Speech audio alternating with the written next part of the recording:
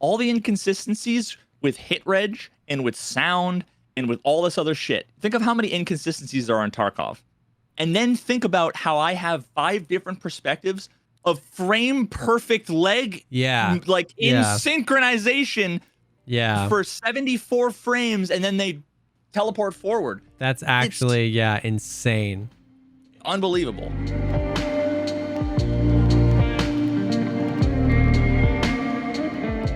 What's up, everybody? Welcome to the podcast, the show dedicated to talking about all the poggers things in life, like music, content creation, and video games. I am one of your co-hosts, JesseKazam, an Escape from Tarkov YouTuber and content creator.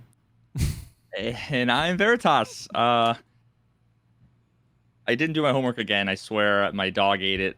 And Where you were preparing the secret segment. I was preparing the secret segment, the secret sauce.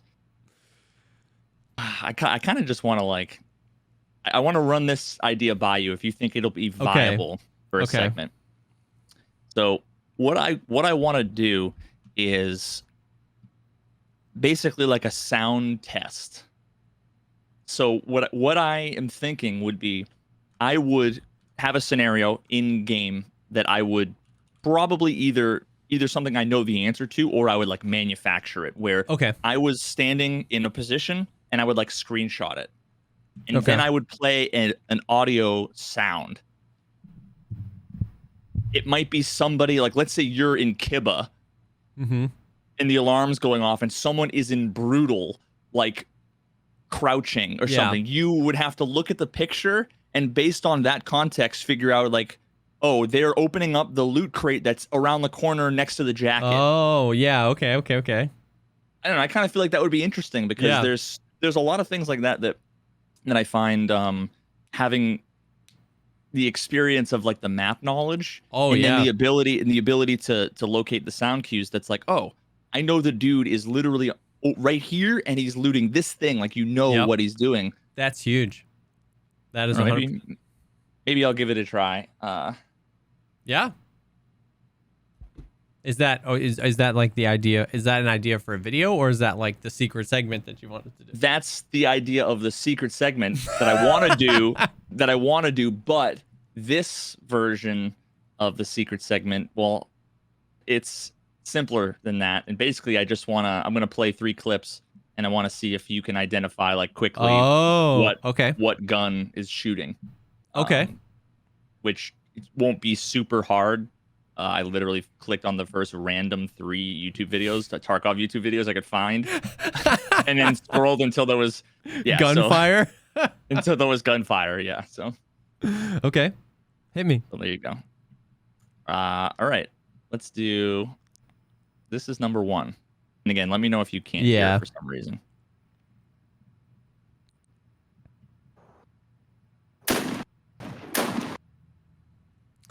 It is cutting in and out, but fuck, I know the sound of that gun. I can play it one more time. Yeah.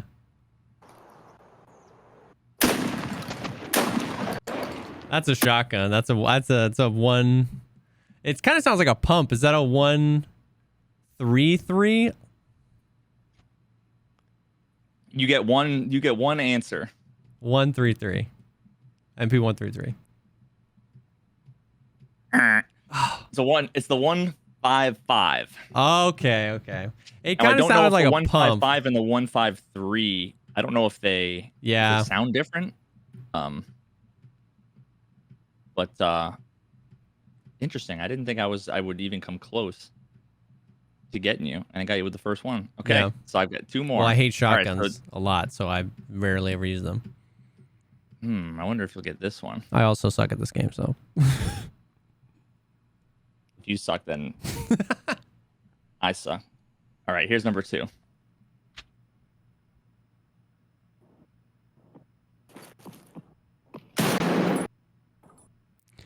Dude, it's cutting in and out pretty bad. All right, let me put her on push to talk. I think that'll be better.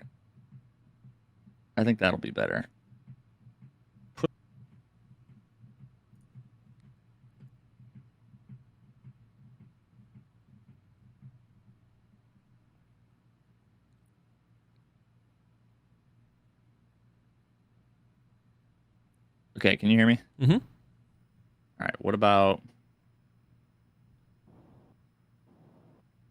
Wait, let me go back.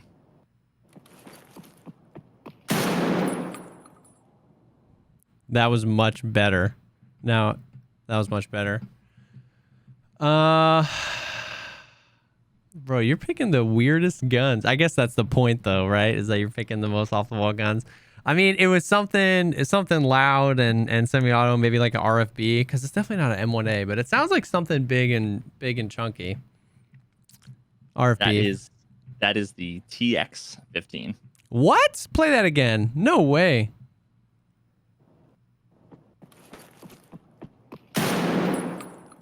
Where are that's got to be inside. Holy cow. I used the TX-15 suppressed exclusively, so that blows my mind. Yeah, no, I've been running it with like super shorty. Yeah. Shorty max ergo with the voodoo on it. Oh my god. And the 20 round mags. So it's like 93 ergo. That's actually insane. Dude, and it's fucking unbelievably good. TX-15. There's no recoil. Yeah, high ergo TX-15. You really don't have to mod it for recoil because there just isn't a lot anyway. The high ergo is insane how snappy it is. Yeah, it literally ADS is like instantaneously. Yeah. All right, so this last is one. the last one. So far, 0 points. 0 on the board. I'm disappointed in myself.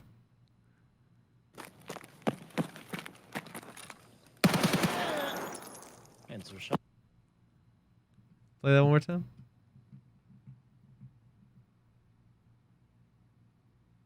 I have chat hidden, by the way, so I can't.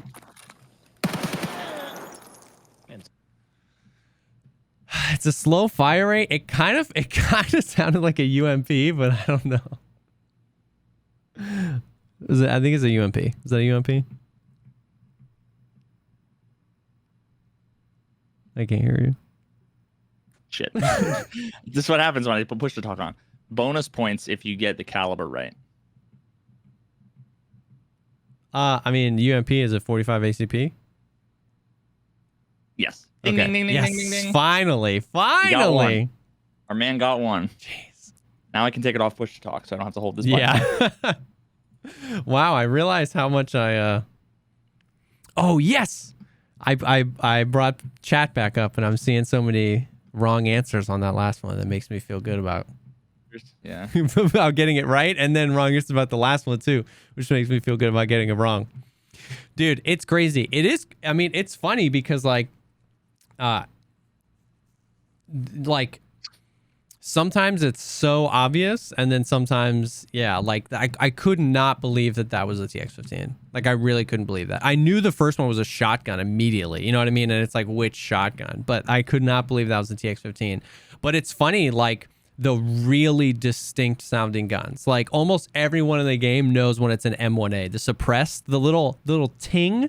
There's like, it's not just a thud. It's like tink tink tink. It's like, oh, M1A, gotta run. You know what I mean? Yeah. And then some of them you just hear it and you're like, what the hell is that?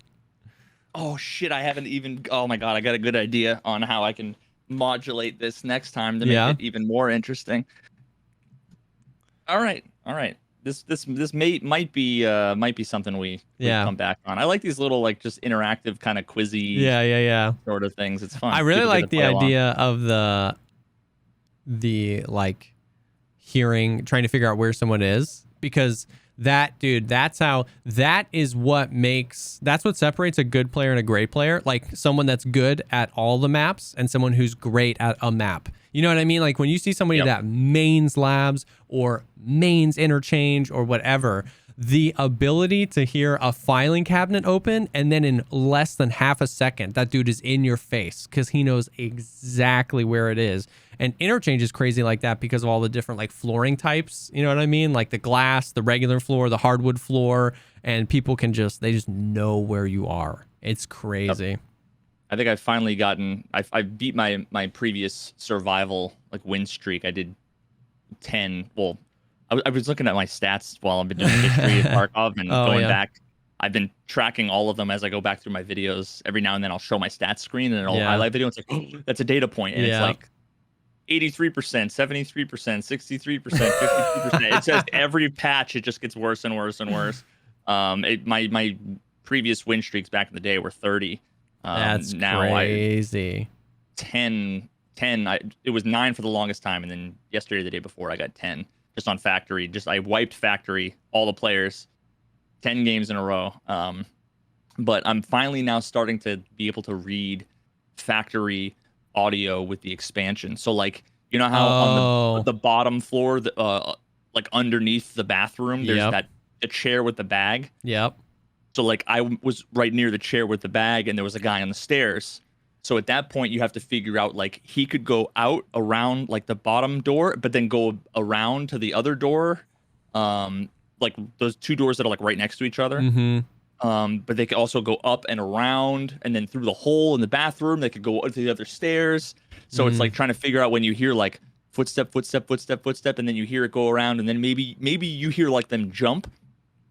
Yeah. And then you hear like a wait, and then you hear like this particular sound that isn't like a thud from them falling because it's not high enough. That's when they're literally right to your right. Yeah. Because a lot of times what people do, and I've been doing this as well, because it caught me off guard.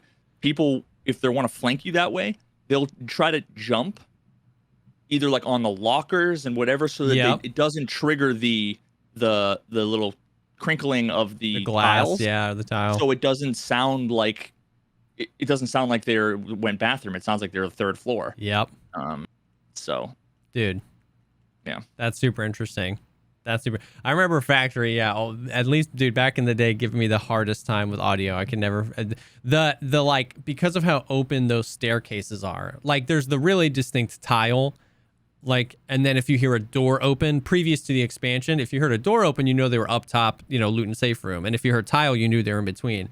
But man, like transitioning between floors, people would just get the flanks on me all the time. Like I could just never pinpoint where they are. I mean, I'm better at it now, but I just remember factory always giving me a hard time. But that's what made the people that were good at factory so good. Is because you just swivel on accident, and they're like, oh, he's right here, and they would just push you. Yeah. So there's been so much shit that I've been like mentally grabbing since I've been working on the history video. And one of the things that has been the most, I think, frustrating, especially yesterday, was I went all day basically going through the history, like a shit ton of work.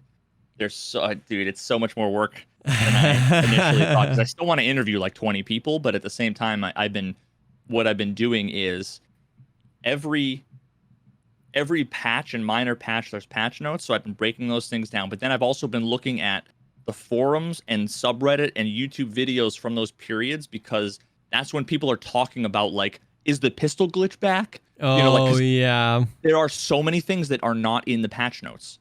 A lot of times when there's exploits and they get fixed, a lot of times BSG like won't put it in the patch notes. Yeah. Or, if there's particular issues that just get fixed, and they're not, like, what ends up happening is somebody will post a video, usually with like 7 subscribers. It'll get like 98% downvotes, but it's like, here's how to do the gamma glitch, and it's like everybody hates on the person, and I'm just trying to make it more popular so that they fix it. Yeah, let BSG know. Yeah. But yeah, so just been going through and then doing all of those little things, because there's no documentation. I have to I have a list of all these things. I'm like, okay, there was a bug where you have to like dolphin dive, and like when you go prone repeatedly, your hitbox would get shifted down and down and down to the point where you'd stand up and you were invincible because your hitbox was underground. So people would just be running around factory like hatchlings with pistols with an MP7 in their gamma or whatever, and they'd whip it out. And if you killed them, or whatever, you couldn't take the gun, and then if they'd kill you because they were fucking invulnerable, and there's a whole bunch of different things. But I have to find. Here I'm like Googling all of these like cheats and exploits so that I can because I want to put them on the timeline. Yeah. But going through all the footage, dude, it's so.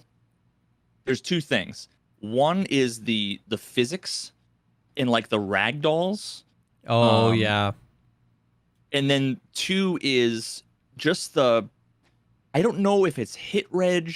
I don't know what it is, but historically, and I mean, from this, from watching some of my older stuff, how much I used the prone, right? Dude, yep. It just doesn't work anymore. Yeah. Most of the time. And I was watching all the videos, and you see someone would peek out, and it was like tap, and they would just fall. But now it's like peek out, they're not in front of the crosshair, then they're gone, and then you're like, oh shit, what do I do? And then they peek out again, and you're dead before they even see you. It's like, so I've just been going through all these videos, my old videos, like, wow, like, it's really fucking bad. And then yesterday, all I was doing was like, because I've trained myself of years playing FPSs that, like, if you know somebody's there and you know they're going to turn the corner, even with Peeker's advantage, you still have the advantage because you have to click the mouse before they have to move, stabilize, find you visually, then aim on you, then click. I just have to go click. That's that's going to be faster than whatever the 60 millisecond ping is.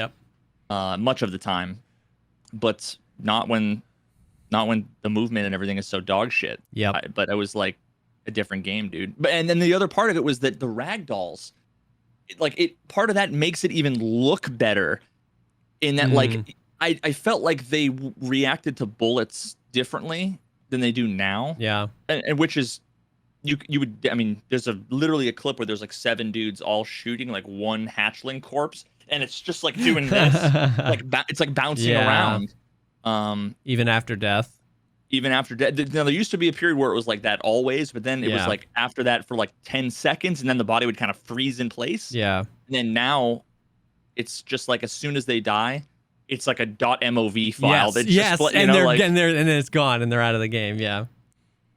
So part of that makes it also feel less good because it's like I just don't feel like my bullets have the same fucking oomph, you know? Dude, I feel that we've talked about that at length here, and I feel that it almost feels like you have to untrain like classic positive FPS mechanics. Like, you know what I mean? Exactly, where and that's a great point, that even with Peeker's advantage, traditionally, if you know where somebody is and they don't know where you are, it's so hard for the other person. It's so hard for the other person to be the aggressor, to do all of those steps, to make his move, acquire a target, then aim to a target, and then click on the target. Like, they might have, that tiny bit of Peeker's advantage, but if they don't know where you are, you just have such an advantage. And it really doesn't feel that way. And the prone is such a great little like experiment of that, because what you do when you prone a lot of times is you give the other guy an audio cue. You went prone, but normally it was worth it because you now have like really low recoil. Your stamina is forever. You know where they are. You know where they're going to peak. So you would give them that because you know if they peaked it, you win.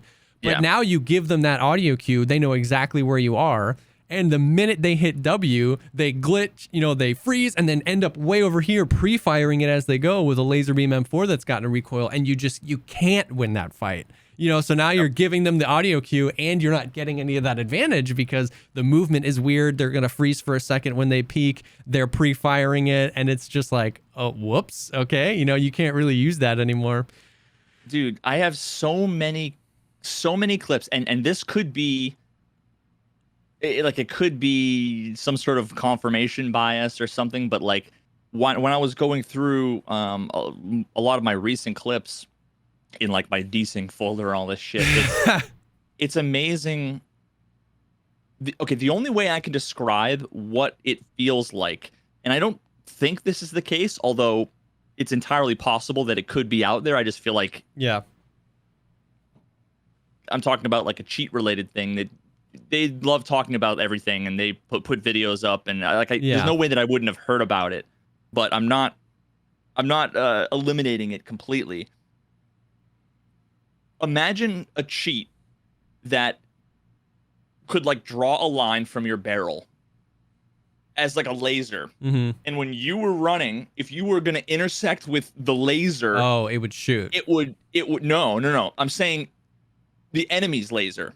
Oh, because what you're talking about is a trigger bot. As soon as they intersect, it just automatically pulls the trigger. But what I'm saying is that, like, imagine a lag switch that would, right as you're about to intersect with someone aiming, it's like, nope, sorry. Because, dude, the amount of times that I have a clip where someone's running, my crosshair's right here, and it's like, Smooth. Oh, yeah. And it's right here, and then they walk in place, just like the one that was in the fucking the dance, the dance, Planet Earth. Yeah, the dance of Tarkov, and then the like Planet Earth thing I did where it was gust of wind, like the guy's running, and I'm like perfectly lined up, and he just stops. Dude, I have so many clips where I swear to God, it's like a foot from where I'm about to pull the trigger, and that's when they freeze. That's actually and super it just seems it seems too many times. Yeah. Yeah. It's crazy, bro. Since you've pointed out just like when we did our original duos, like how bad the movement is, it's just like I see it now and I can't stop seeing it because I play duos all the time, dude. And I just can't not see it now. And it's so bad. You broke me in a good way. Like I see it now, and like, watching, you can't unsee it. Watching Splitgate for 5 minutes, watching Apex Legends, watching freaking DayZ. Like it's just, you watch any other game and it's like, oh yeah, you're not supposed to see your duo partner trip every 7 steps. You know what I mean? Where it's just like, it's so bad. And it's crazy. It's crazy. And then I mean, I totally get what you're saying. And in the world we live in, and I don't put it past anybody to have found some way to like abuse the movement system or whatever in a way that they could do that, because dude, the amount of times you're waiting to line up that headshot and they just hit you with the real quick freeze and then they're 4 steps ahead. It's frustrating. Yeah, so it's also possible that like I don't know what, maybe Tarkov's ballistic system or something like that. Maybe back in the day when you ADS'd, it used to freeze. But then there was also issues for a period of time where the game would lag. Now, see, of course, I don't know if this is like the same issue, but people were misattributing it back then. But there was a thing for a while where it was like the first time a particular type of bullet is fired in a raid. Oh, yeah. It lags. I remember that. So I wonder if like, so here's an example. So Valorant, do you know anything about the way that Valorant's like netcode works? No. So like in most games, and Tarkov being one of them, the game client, it's getting all of the information all the time. It just doesn't give it to you, right? And that's what cheats do, is they effectively are grabbing the information you're not supposed to have, like the player positions. If I need to draw an enemy on the other side of the door, your client needs to know there's an enemy there, right? So that's how like you just got to decrypt the information and then build some sort of UI that overlays it. Understood. But what Valorant does is it didn't, and I think there might have been ways around it, but effectively they architected it from the beginning so that your client does not know anything it doesn't have to know.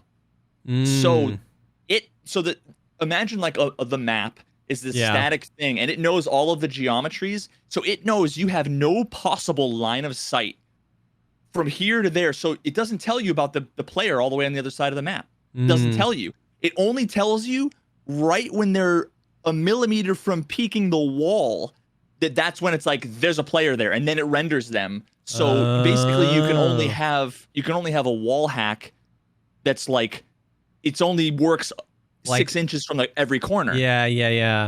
So you can still make it, but it's less effective. Now I don't know, I'm sure they've probably gotten past it, but I'm just wondering if like Tarkov has something like that where, like maybe the ballistic system is like, okay, someone's about to line up with someone else. Let me do something. And let me render like it. Really, that's what's chugging the system, because it's like, here's all this information. And then it goes, I need a few milliseconds, but then that's all it takes for you to miss a shot. That's super interesting.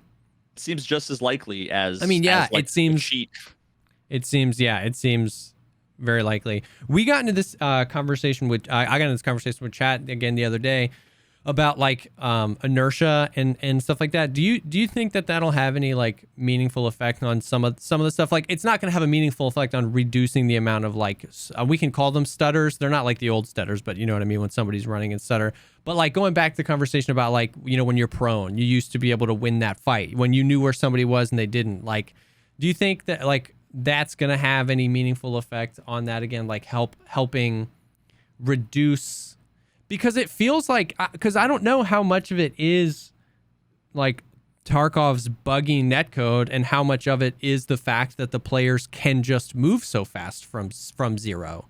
You know what I mean? I definitely blame it all. Like, you know, I use this, you know, Tarkov's sucky netcode as this catch-all where I'm like, oh, the desync sucks, you know, this sucks. And it's like the netcode. And it's like, you know, maybe it's just the fact that with max strength and endurance, players can move fast and there's no wind up. It's just 0 or 100. And if someone's picking a corner, you don't even need max strength or endurance. Literally. Well, yeah, I'm just saying like maybe that's part of it is that like the player movement in Tarkov is fast. There is no inertia, so we can just get going. And then when we rip around corners and you get a bunch of people that have played the game for a really long time that have the top tier map knowledge we were talking about earlier. Well, then all they got to do is put 2 and 2 together and they can destroy you. Like, do you think that that's going to have any meaningful effect? I mean, obviously it depends on how they tune it, if they overtune it or undertune it, but...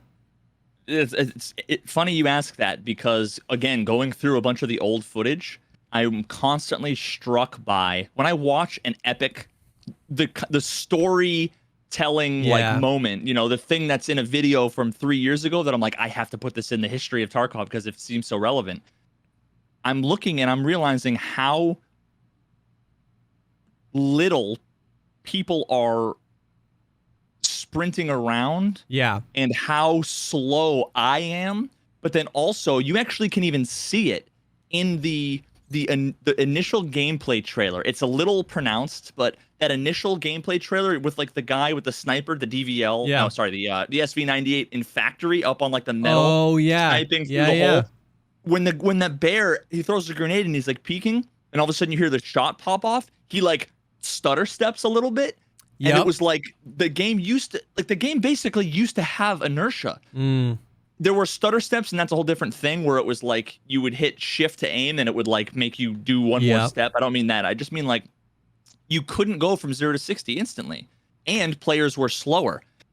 So like it could be extremely meaningful. And maybe that's all we need, you know, like maybe, because here's the other thing, the thing that I hate to admit, but the more I watch older videos, I see from 2018 someone walking, sitting in place and then running again. It's like, oh shit, maybe this isn't new. You know, like maybe I didn't notice it until you know, whatever. Now it wasn't as frequent. But I'm going to start looking through some more footage. The problem is as soon as I start finding videos, I end up with 150 tabs open, and I'm like, I got to go through and watch 150 15-minute video. Like, I can't do this. Yeah, no. But I want to like scrub through all these videos to find the good shit. So I don't know. Because we were talking about it again, and it's just like I really wonder if the inertia will like just disguise enough of it to make like a really meaningful change to combat. You know what I mean? Because the faster it is, the more pronounced the netcode issues are. For sure. Yes. And what's interesting is like what you're talking about, how like people played slower. There's 2 lines there. Like there's 2 like through lines you can plot all the way back. And that I feel like I believe that if Tarkov from day one and through to today had absolutely like perfect industry leading netcode, I still believe you would see a trend, especially with the explosion of the game back in 2019, a trend from Tarkov being a slow-paced game to a fast-paced game. Like when you start to get people with 3, 4, 5, 6, 7,000 hours in a video game that's instance-based, you got these tiny maps. Like we were talking about, they know them. And I think the more people know them, the quicker they can respond to the cues around them in those maps. I think we've definitely had this weird, not feature creep, but we've had this power creep of the guns like we talk about all the time, where in 2018, in 2017, there weren't, you know what I mean? Every other Chad didn't have a 28 vertical recoil M4. Like that was just not what you were running into. So we've got the power creep where all these guns keep getting stronger and stronger and stronger, and we've got these things, and then we just have people playing faster and faster and faster. And so I wonder if like the netcode, it's just exposed it more. It's like, you know, abuse probably isn't the right word, but we are abusing the netcode more. We are pushing the envelope of it because we're playing faster, we're reacting faster, we're getting better, we're mastering these maps. And the skills, they're taking advantage of the way that things are. But when I say taking advantage, I mean like not in the derogatory way. I'm taking advantage of it too when I push guys around the corner like that. You know what I mean? It works, but you're not doing it like I'm gonna lag out in front of this guy. You're just thinking like I'm gonna be faster than him. So here's the thing: is that like I watch all the fucking clips of. This is one of the most common things that I see all the top tier Uber players do that didn't exist back in the day, and I want to go through and kind of analyze maybe why. Yeah. But the whole let me run. So like let's say I'm holding the hallway in factory, 3rd floor, and I'm prone. Yeah. They'll run full speed with their head looking right. Yep. And they'll go back and forth a couple times because they're so fast you can't hit shoot them. You can't. Back in the day, you'd go and you just one tap them because it was never so fast that you had 1 frame or 2 frames to hit them while they stuttered across. Yep. Even like the leans were slower. So like if I'm holding that angle, now you can lean and pop and kind of blind shoot and the person who's sitting there waiting for it, by the time they see you, the bullet's already registered on the server and you're dead. Whereas then it was like pop and you get domed. And it's because in those, like I've been got by that so many times, and I've started getting people that way and like doing it different ways too. And because what it is you're like, once again, the term abusing and exploiting in this context, just for reference, is not like cheating. I'm saying like it's a tactic. Exactly. We are abusing the way the movement works, but not in a like immoral way, right? We're just doing the thing. But like in those situations, you're abusing the fact that that you can trust your audio, but they can't trust their vision. They can bait out a shot from you. And dude, it's so funny that you brought up this whole secret segment, because this conversation keeps being woven in. They can, if they've played that map enough, when they bait that shot out of you, because you see them and you shoot, but they know they're moving fast enough that you can't hit them. Now you've given them the audio of where you are, so they aim head height and pre-fire and boom, and you're dead. And I have died that way. There's no risk to them, but they get the info. I have died to that way so many times because they know you'll shoot at them, because we're playing a video game. You see a bad guy, you shoot a bad guy. You heard him coming, you're aiming down sights, you see him, you go shoot, and you go, oh, shoot. And then before you've recovered to the fact that you missed, you're dead, because he knows where you are now and he pre-fired it at head height. You know what I mean? And it's rough. Yeah, man. So I don't know. I think inertia is going to be not insignificant, but it totally depends. So the last thing I want to say on this topic, I think I might, and actually we can segue into something else right afterwards, but so I've been having some conversations with Nikita for the last week or two about all sorts of different stuff. And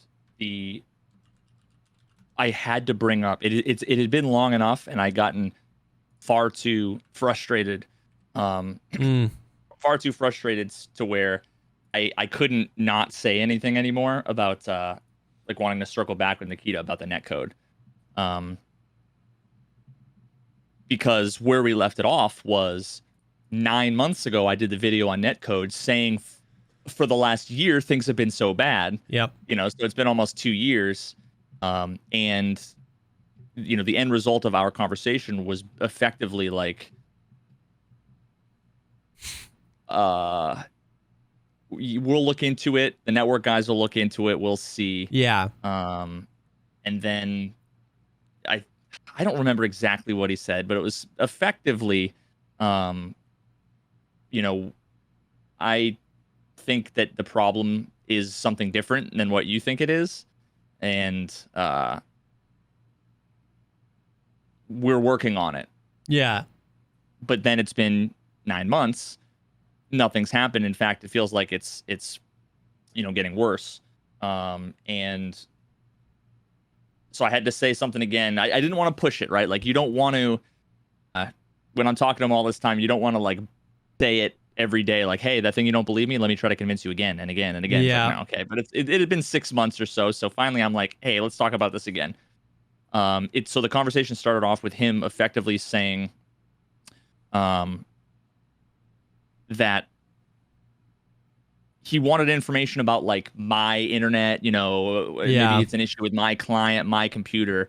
And I'm was like, what's it going to take for me to convince you that this is, it's not just me, bro. It's a problem for everybody all the time in every raid. Because the other part was like, it could just be like bad servers in the area, and it could be. I'm like, okay, hear me out.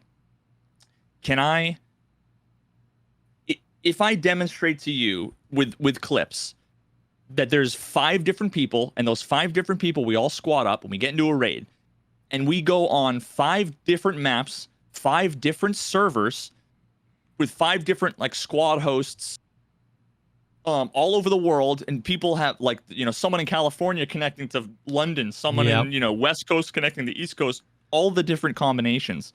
And I'm like, and if I show you that everything is perfectly consistent, like disgustingly consistent, to the point where like they're running and you see the fucking leg animations while they're in place are identical from 5 different perspectives. I'm like, would that convince you? And he basically was like, maybe potentially, which is fair, right? Like, because you don't want to say yes, because then you might you might see something that gives you another. So finally, I took a bunch of time and made another like 2-minute video. I didn't put it on YouTube. This was just for him. Another like little montage of, it was just like a bunch of scav clips with scav people, homies running back and forth, and it was like constantly running. And it's everybody. And the importance of that, again, is the fact that you have people from all over the world connecting to all different servers, which means some of those scavs had super low ping, some of those scavs had mid to high ping. You did that on different servers, not just the servers closest to you. And the fact that everybody at the same time, it has to mean that it's not that. Like, you know what I mean? It wasn't one person lagging. Yeah.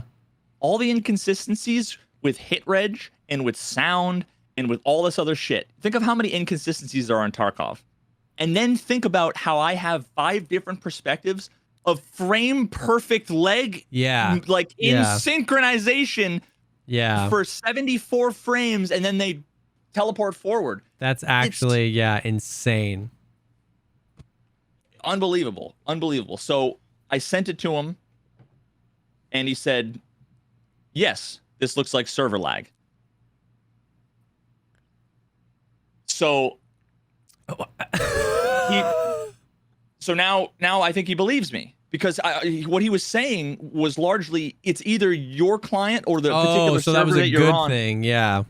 That was him. Because originally he was like, it could just be you. So the fact that he said, yes, the server lag, then okay, it's him acknowledging that it's server side. Yeah. And one of the other alternative things he was saying was that it could have been the client interpolation. So when you get information, right, like a lot of games, they have to predict and interpolate and smooth the movement. So like if you're going here and you're going here and you're going here, let's say that person's internet connection dies, the game is going to be like, they're probably going to go here. Yeah. And then they might rubber band. So now Tarkov doesn't have much interpolation and much smoothing, but he said there could be a client-side bug, that could be causing those stutters. Yeah. And maybe it's just something on your client. But Understood. Once I showed him this, all the different angles, everything perfectly synchronized, he was like, no, okay, that looks like server lag, which is what I was trying to say, because I've been trying to tell him that it's not. We need to be careful, because I say netcode all the time. Yeah. But I don't mean the netcode so much. What I really mean is like the simulation code on the server. Right? Like the server is, updating at whatever the tick rate is with all the information. It's making sure that it can propagate all the info out to all the players and collect everything in. And it's like a heartbeat. It's got to be regular. It's got to be consistent. and the issue here is not that the pipes are clogged. Yeah. In between the two, in between two specific places. Yeah. It's that the flow might be fine, but then it gets backed up at the source because it's overwhelmed. And that would mean all the pipes lose water for just a second. Yeah, exactly. Yep. And that's the It's like shutting off the fucking water main for like an apartment building. Everybody's got the water on, and it's all gonna go and come back on exactly the same way. And in that situation, it wouldn't be out of control. It wouldn't be an outlandish thing for somebody to think that maybe their pipes are clogged, because you know what I mean? It's like a rectangle is a square. Square is not always a rectangle. That type of thing, where it's like that. Yes, that would make sense. That could be an answer here. It's not crazy that you think that, but upon further investigation, everybody's water shut off at the same time. So that would lead us to believe that it was something at the source, right? And now imagine that you had a water tap that had a virtual feature that it always had water, like a hologram pouring out, so it always looked like there was water. Oh, so that you could sit there all day and it would always look like water was flowing, and you'd never know anything was wrong until you put your glass underneath it, and then you went to fill it up and nothing happened. That's the what's happening. A virtual water filter. Okay, dude. But you know what's crazy to me though is that after all this time, that was all he needed to see. It goes back to the whole not a 50-minute fucking docuseries. He wanted a 2-minute clip. Well, and it's crazy because it's like I'm not trying to be a toxic, but it's like if it's like Nikita, if you really want proof, load up the game and invite Demirka. Like, you know what I mean? Like, you don't this will be a 5-minute experience. I swear to God. You know what I mean? It's like if you go to the Russian servers, go to if you think it's me, bro, fire it up with the homie. And just watch them run around. You know what I mean? Scav army at the office. It's not going to take that long to realize. You know what I mean? It's crazy to me that dude, I'm glad he knows, bro. But woof. I wonder if he, if on the computer that he's sitting at when I chat with him, if that has Tarkov on it. If I just want to be dude, just fucking get in a scav run with me right now, and I'll show you. You know what I mean? Get 5 dudes from the office, invite me, and then that would be fucking hilarious. So the only other thing that I want to get to, and then I'll STFU, is another sort of breakthrough, I guess, in getting Nikita to believe me about shit. And less so about believing me and more so about understanding what the game is like. Yes. Understanding how it works, kind of thing. Because he knows how he wants it to work, and he thinks it works the way, but there's just a disconnect.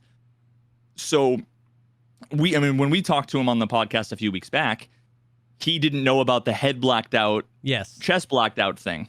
So of course that was already which a is humongous, an old bug too.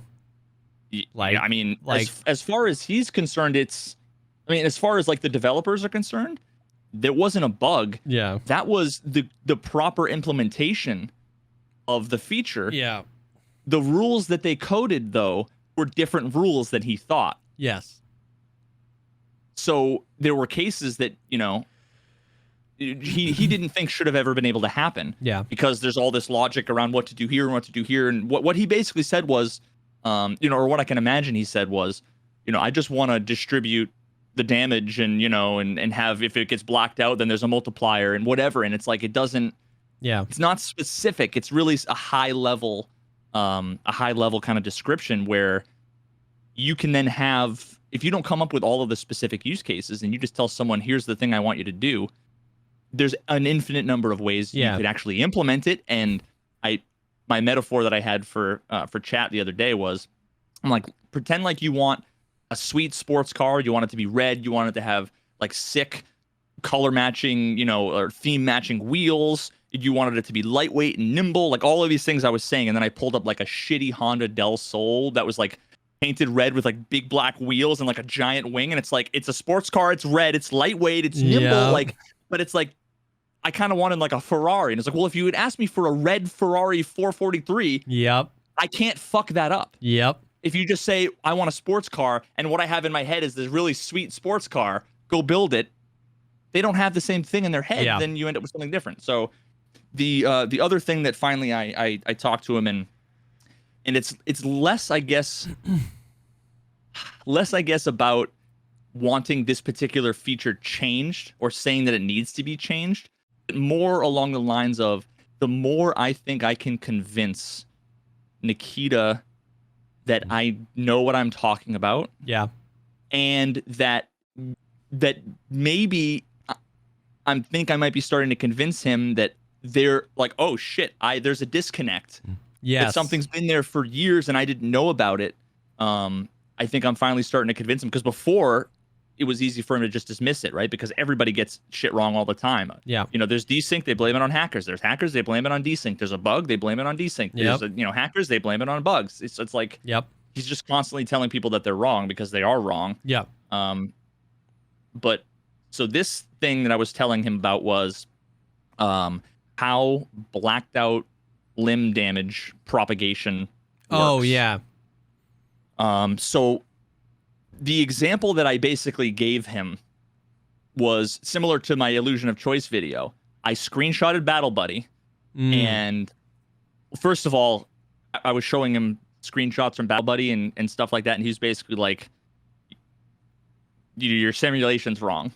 And I'm like, I have demonstrated, I've proven it time and time and time again by going in. Yeah. And I mean, when I first finished it, it was like rip ammo to the left leg, BP to the right arm, like all this obscure fucking things. And then it was like, it matched the decimal. You know what I mean? Yep. So I'm like, trust me, this is how like it works. And I can prove it. So I gave him the example of a dude with no armor, blacked out arms, stomach, and legs. You're just a torso and a head. And I said, would you be surprised if I told you that it would take 10 to 11 bullets with M995 if I shot you in the arm? And he was like, yeah, that doesn't sound right. And I was like, well, let me we're on to something. Yeah. So then he basically was like, oh, there must be a bug, like the multiplier. It must be, he's like, I think it's like 0.3 or 0.5 or something. Maybe the multiplier is too low. And I'm like, no, the multipliers are right. The multiplier is 0.7 actually. But again, you can't just know what the multiplier is. You have to know how the multiplier is used. Yes. And the way it's used, I gave him the example because he didn't believe me. I kept going back and forth. Finally, I was like, let me just give you an example, and I'm effectively going to write out the formula for you. So what I said was, imagine there's a bullet that does 100 damage. Yeah. If you have your torso and your head, and that's it, right? Yeah. If you get shot in the arm's multiplier is 0.7. Okay. So that means 70 damage. 70 is the number we're working with. Yeah. Right? Because 0.7 is 70, of 100. Of 100. So then from there, the way that the logic works is you take the remaining damage and you apply it to the zones of the body that have health proportional to how much of the total body's health that takes up, which is complicated, but like, so the thorax. Yeah, I get what you're saying. The thorax is 20% of the total HP. Yeah, it's if it's like whatever is it 85 divided by like 435, or 440, it's 19%. 19.8% or whatever. So that means that you're essentially ending up with, if you have 70 damage, you're getting 19% of that 70 damage applied to your chest, which is 13 damage. Yep. And then let's just say it's 5% is the head. I don't know exactly how much off the top of my head, but let's just say it's 5%. Then that means your head is going to take 3 damage. So what I basically just demonstrated is that you're going to take 3 and 13. So you get shot with a bullet, does 100 damage, and you take 16 points of damage. Yeah. And so that's where you get 8, 9, 10 shots. And 100 damage is a lot. 995 has significantly less damage than that. So if a round with 100 damage only effectively gives 16 damage, then a round with 50 or 45 or 40 damage, you know what I mean? 43 you're a damage is freaking 8 damage. chicken nugget, and you're only getting 8 damage every time somebody shoots you with a bullet. So I'm like, I promise you. I literally said the words. I said the words. Basically, I forget exactly I said how the I words. I said the words Leather like Daddy a paddle and saying, I gave Leather Daddy a paddle. Sorry. No, I basically was like, I've never been more convinced of anything in my entire fucking life when it comes to software. I'm telling you, this is how it works. I just want you to trust me. And he's like, okay, we're going to look into it. And then literally the next day, he was like, we're going to tweak it. Because, so when I asked him, what was your expectation? Like, how do you want it to work? Yeah. He basically said in a nutshell, there shouldn't be any damage lost. Yeah. So I don't know what that means, because there's a bunch of different ways you could do that. You could make it so that it's 70 damage, and then the overflow gets applied to the arm, but then the other arm has 70%. So it could be like it's scaled 2 or 3 times. Yeah. Or it could be that it just takes all of that damage, 70 damage, and says 35, you're dead. So it would go from a 10-shot kill to a 1-shot kill. Yeah. Or if it was the other way around, it might be a 3-shot kill. So there's a huge range of time to kill with the same requirement, which is make the multiplier 0.7 and don't lose any damage. Yeah, So who fucking knows what's going to happen? My intention was not to like totally shift the fucking entire meta. Yeah. But at the same time, if anything, this means that Nikita has to know how his game works. Yeah. If anything, you're an advocate for a longer time to kill, but that's not the point. The point isn't Veritas wants this feature in the game. The point is like what you say you want your video game to be and what the video game is different. And the most important thing here is you seeing that, right? Like you do with it what you will, but you have to acknowledge that if you think it's my internet and I show you this clip of everybody lagging at once, it's not my internet. You know what I mean? If you think my formula is wrong, but this is how it plays out in Raid, like, and I think that's the important thing, because like they might overtune this. They might, you know what I mean? This same situation could be replicated where Nikita then goes and says, I don't want any damage lost. And the guy you said there's 10 different ways that could be implemented. The guy just picks one. It's the one where everything gets to a 1-shot kill and the whole time to kill of the meta shrinks down. Now you're back to insta-dying when you get shot and blacked out limbs. But that is still, we have to understand the win here isn't like if they overtune or undertune the health system. The win is like, we need to make sure that they're in tune with the fact that things are not working the way they want to work, because they might overtune it and then that might cause an uproar, and then Nikita might come back and be like, bro, what do you mean? And he's like, I don't know, you said you wanted a blue sports car this time, so I got you this one. And he goes, no, you know what I mean? Because like with the weight system, they tweak it, they just overtune it, they undertune it, and then they tweak it.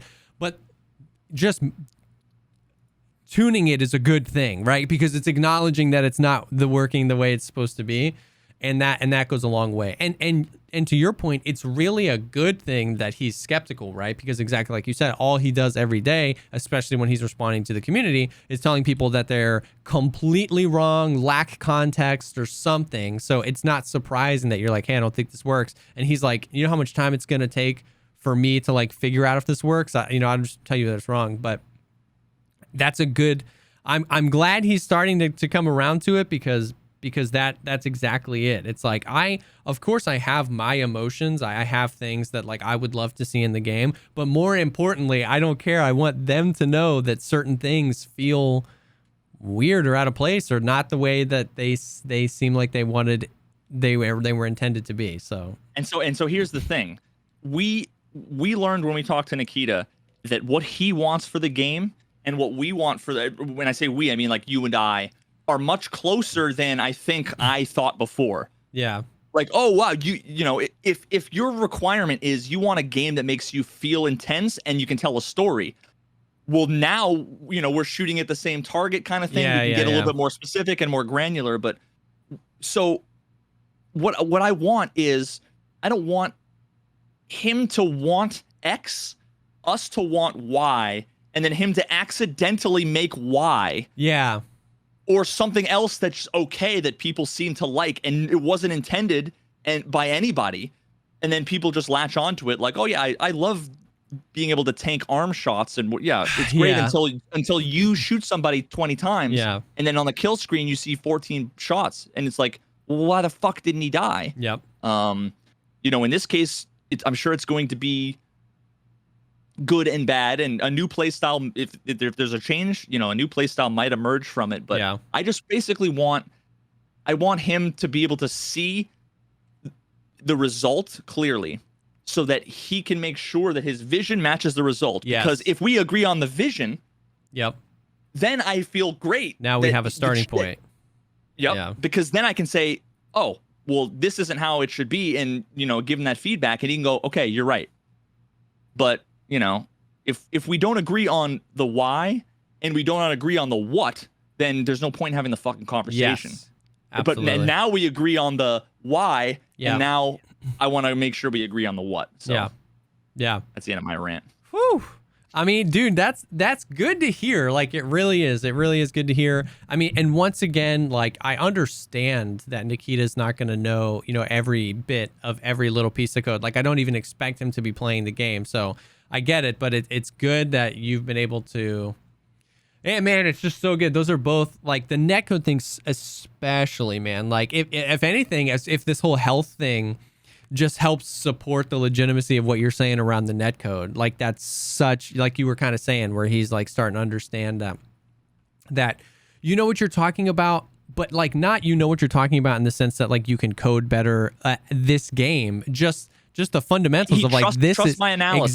Exactly. Analysis. It's not like you're proposing that you could like get in there and code a perfect netcode. It's just that like this is what all we're doing is experiencing what's happening over and over and over again. Like we experience the butt end of it, and it doesn't take anybody to understand like that it's not right with the netcode. The you know what I mean with that, like with the movement, when you just like all you got to do is load into raid with your buddy, and it's like that can't be right. That can't be how it's supposed to work, right? Where every third step. So if all of this helps, that dude helps freaking legitimize what you're telling him about that.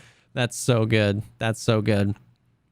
Because I really cross my fingers. I really think like I really think that potentially a well-tuned and balanced Inertia, and if they could, you know, maybe we get to Unity 2019 and they've got some better networking dev tools or whatever, and they figure out this issue, like that could be huge, dude. That could be huge to making and then the last thing feel real again. So the last thing he said was that he was going to send it to the networking team, which is what he said last time. Although that was the 50-minute video, which is a lot big of talking ask, and a lot, you know. So, but this is just a 90-second video of lag, slow motion, lag, desync, lag in a 5-minute, you know, scav run. Everybody's just fucking running in place the whole time. Yeah. So he said he was going to send it to the networking team, and then I, like a couple of days later, was like, let me know if you've heard anything back from the networking team, you know, like, yeah. Because honestly, like at any company I ever worked at, my boss would come over and be like, do you know about this? And that would be all I worked on for the next 3 or 4 hours. And I would be like, yep, we're on it. We have a fix, you know, and it would be like within 24 hours, I would have confirmed it and, you know, have it fixed. Yeah. Or, you know, would have been like all hands on deck kind of thing. So I'm like hoping that, like, you know, they should have all hands on deck this thing. He told me there are several upcoming fixes in the next patches. When they will be uploaded, I'll ask you to check if you're okay with it. And I said, are they related to server/simulation performance? He said server and client.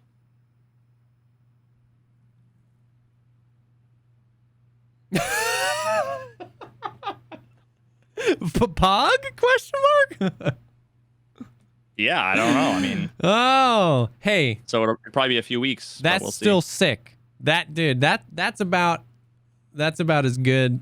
I feel like that's about as good as we could ask for, right? Like he sent it to the team, got confirmation that something was addressed and that it's shipping soon. You know what I mean? Like it would probably be unrealistic to expect like we found the one that was supposed to be a 0. It's going to be perfect tomorrow. Like that's an unrealistic expectation.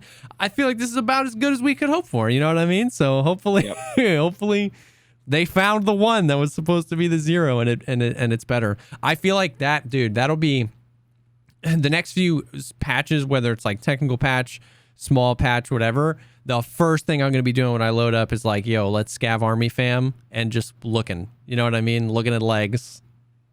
Dude, it's so crazy how like we've invented this like meta around like here's how to do desync, where you just have like 3 people in a row all strafing left and right and like just dude, I said it to Geeks the other day, dude, because this actually blew my mind, because half of the clips that I have were of you, and then the other half of the clips I have were with Geeks, because those are like the only 2 fucking people I've like ever played with, really, or at least like multiple times, whether it was like rivals or whatever. And I like went in, resubbed to him. In my resub message, I was like, "Yo, look at your fucking teammates, dude," because he was playing with 2 other people in Shoreline in the resort, and I'm like, "Do you see them fucking skipping around?" He's like, "Nah, I don't know what you mean." and then 2 seconds later, he goes, "Oh, what the fuck?" "Oh, dude. Oh," and then he mentioned it to them, and they're like, "Oh yeah, what the hell?" And it's like, dude, like nobody sees like it. It's like the black and gold or the blue and white dress. Like once you see one, you can't see the other. It's weird. Dude, it's weird, bro. Nobody sees it. I don't see it. I played with Geeks the other day. He was like, "Yo, Veritas told me that like if like the movement is so busted." I was like, "Bro." He pointed that out? Yeah, dude. He was like, "Bro, run next to me." I was like, "Dude, I know, bro. Like I'm very aware of how busted it is." I'm converting everybody on over. This is like the terrible thing when oh God, I probably shouldn't say anything. I curse everybody. You know what? Fuck it. Because Nikita, I told Nikita about it, and he thought he fixed it. He's like, "Oh shit!" He said I fixed that multiple times. So I think that was literally him, which actually kind of makes sense in this case. You know the ADAR? Oh yeah. You know what I'm talking about? Are you talking about the sound bug? Yeah. Like the little click or whatever that happens after you shoot it? Yeah. I'm sorry to everybody, but if I'm cursed, you're cursed. Okay, it's like the ring. It sucks. Yeah. Dude, you'll be running along in customs and you'll hear like pop, pop, pop in the distance. It's like, oh, what the fuck? Like, oh, it's right at the tail end.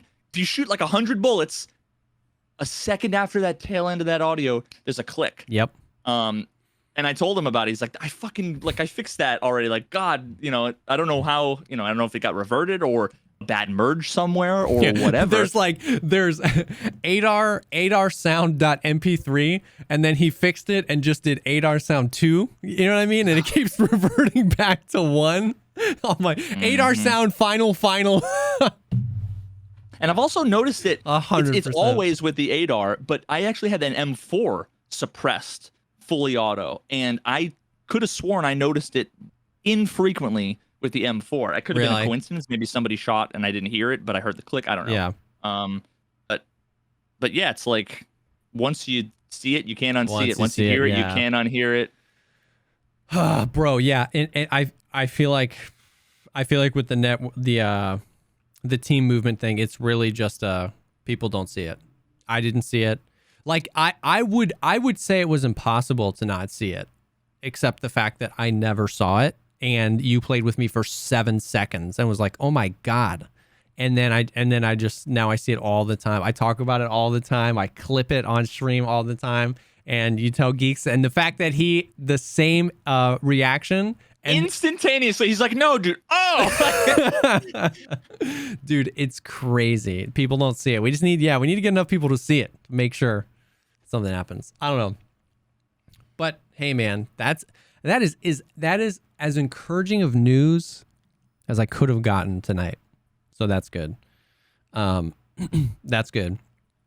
Man, I've been so happy with Tarkov that I've been playing fucking every other game. Hey, so real quickly, we can talk about, did you watch the video Pesley made on cheaters, the whole cheating situation?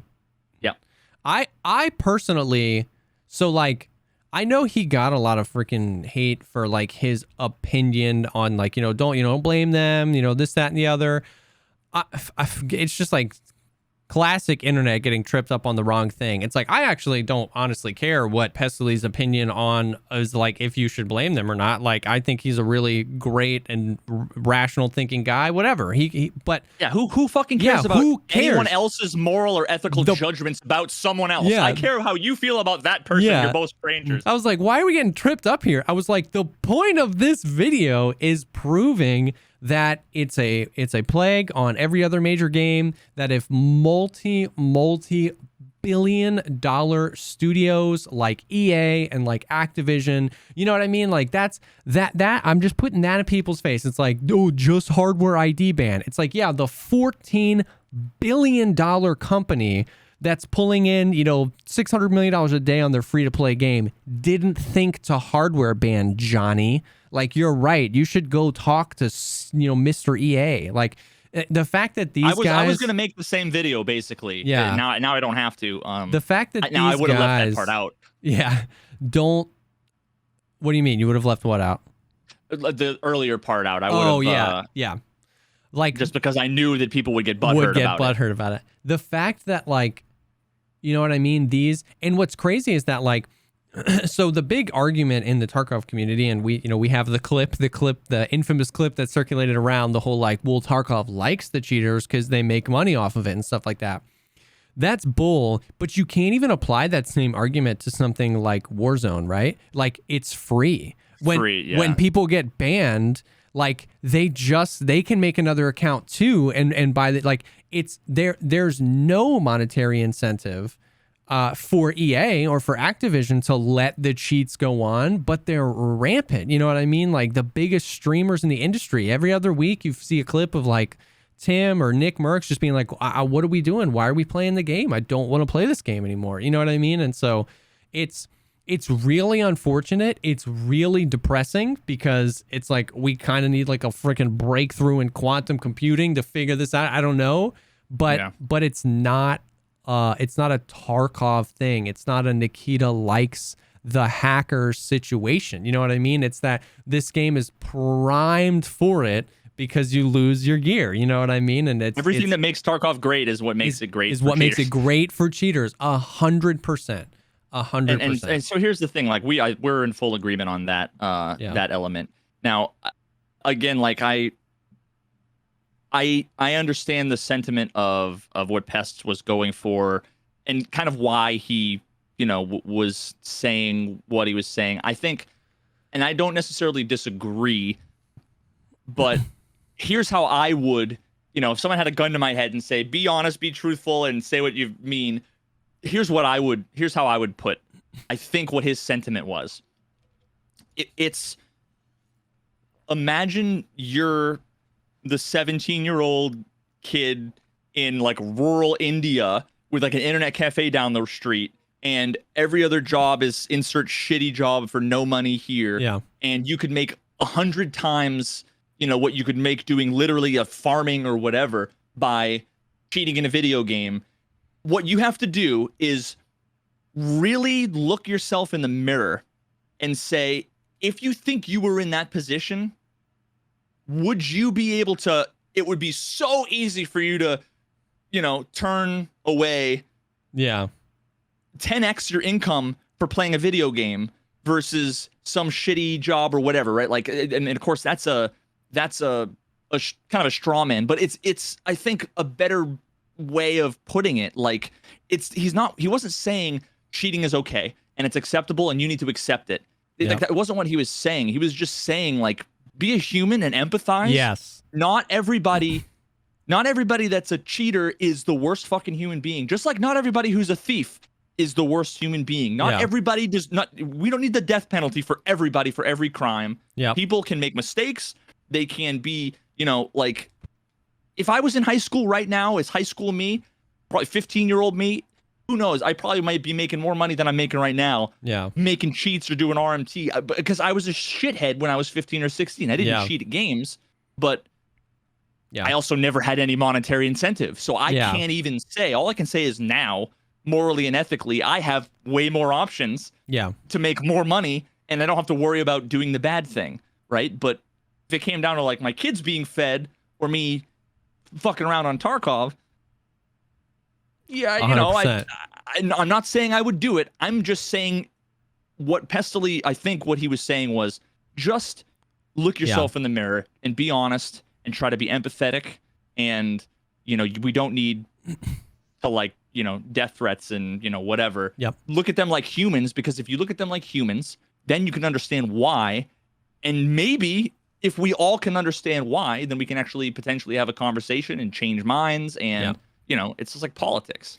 I completely agree. The sentiment, the core of what he was trying to say was exactly that. It was empathy, and living with an extra dose of empathy is only a benefit to you in literally every situation. You know what I mean? Realizing that we're all human beings, that we're all in different circumstances. Like it doesn't make what an action somebody does right. It doesn't even mean that the consequence for that action should change. It's just like you living with some of that empathy inside of you benefits you, and a lot of times benefits your actions. You know what I mean? It doesn't necessarily mean. And so I get it. I get why putting that on the internet was probably rough, because it just, you can't just say reasonable things. Yeah, because to a million people took over the comment section, and it made me so sad. But fundamentally, that's what he was saying. So, but yeah, we don't have to spend too much time on it. We've talked about, you know, cheating in Tarkov a lot. And the point of that video was just, I just felt like that was such needed perspective, because like I've been yelling that on these podcasts for like months now, you know what I mean? Because and during stream, all fucking stream every single day, me and you. Because I vaguely, you know, keep up with the guys like Tim and Nick Merckx and stuff like that, and I watch them sometimes, and I see it, and like and it, for so long it felt to me like there were such blinders on. You know, people would come in as if Tarkov was the only video game. They haven't thought about hardware ID. They haven't thought about this. I can't believe there's so many cheaters. And it's like, you know what I mean? There's just so many other games, bigger company, bigger budgets, bigger cheater problems. And it's like, you know what I mean? I'm not saying I've got the solution. I'm just saying you don't either, dickhead. Like it's so it was just good. I felt like that perspective was much needed. And I hope that people get the point here. And if anything, talking about empathy, I empathize even more with BSG, because their game is such a prime target, because it's lucrative. It's not just for the memes. It's not just the cheat developers. You know what I mean? It's lucrative. The cheat developers make money. The cheaters make money. And the people that don't want to cheat but want some extra rubles fund the whole thing. You know what I mean? And so I empathize with BSG, because they hear all day is that, you know, they suck, and that their anti-cheat's terrible. And, you know, Nikita said before, they devote like 30% of their total man hours to like cheaters. You know what I mean? So it just freaking sucks. Dude, it's imagine someone, oh God, fucking metaphor time. Imagine someone breaks into your house once a week and steals your fucking TV, and there's like nothing you can do about it. Yeah. But you want it, but it's like you have insurance and you want to fucking make an insurance claim, and people are like, he's set it up. He's even behind it so that he can get his insurance money. And it's like, you realize I spent $1,500 on a TV, my window gets broken, and then when the TV gets stolen, I get a claim and they give me a $700 check. It's like, I'm making money, but I'm losing money, and it's time and shit that for 3 days my window's broken. It's inconvenient, and it drains resources. And can you just imagine how fucking annoyed you'd be if someone was like, this thing that you hate and that inconveniences you and costs you money and frustrates you, not only do you want it, but you're also supporting it. Yep. Fuck off. Yes. Dude, for real. So I don't know. It was a good video. Check it out. If you haven't, go to Pestily's channel and drop like it and comment it, and drop a real comment. Yeah.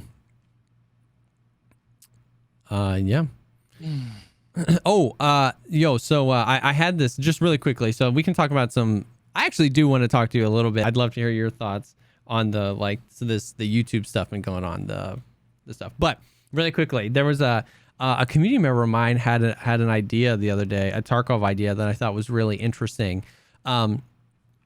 We've talked a lot recently too with the history of Tarkov video about how like predictability a lot of times kills the spirit of Tarkov, right? If you know exactly where people are going to be, and it's a very justified system right now without open world. The loot has to be somewhere. The players have to spawn somewhere. You know what I mean? It's hard. But somebody DM'd me and said, I watched the podcast and was like, yo, I was like, I had an idea. And it was like, what if when you spawned in, so this is like super rough, but what if when you spawned in, there were no extracts available to you? Oh, this guy came in and said the same thing to me, dude. So there, until like 30 minutes in or whatever, 10 minutes in. After my idea is like after like 2, he's in chat. My idea would be like after like 2 minutes, you get your first extract. Like, you don't have to be in there for 30 minutes, but maybe 5 minutes, but you don't know where it's gonna be. Because you think about Shoreline, right? Like, everybody's bum rushing it in or across, and then what if your extract was back where you started? Yes, that predictability, your whole pathing has changed now. And then you can stay in the raid and wait, and maybe you'll get another extract like the pier, and then 10 minutes later you get another one. So one of the greatest things about max scav karma is the amount of extracts I have. Like, people underestimate that. When I go in a reserve, and a reserve is a map where there's 16 extracts, at least for scavs, if I go in and there's only 9 minutes left, which doesn't normally happen because you go in reserve with like 40 minutes left, but let's say I go in with 9 minutes left, having a bunch of extracts open to me is like a huge W. Like, I can be like, ooh, well, I can loot these raiders and I can bring it down to the wire because I know I have heating pipe. So that would be an interesting incentive where, like, the longer you're in a raid, the easier it is to extract because you have more. So you might be willing to push it a little more. Go for the extra kill, go for the extra this, because it's like, oh, I can just hit rock passage. I'm close to that. But you kind of have to buy that extract by being in the raid long enough to get there. And you can't, like, we can't change the predictability right now with the instance based on where loot is. Unless we switch to dynamic loot. We can't change the predictability of where people spawn, because there's 12 players on Shoreline, and if we made it too random, like we've said before, random could mean all 12 of us spawn next to each other. That would happen in a random thing.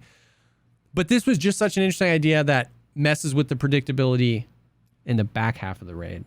You know what I mean? Yeah, and I think there's a couple different ways of going about it.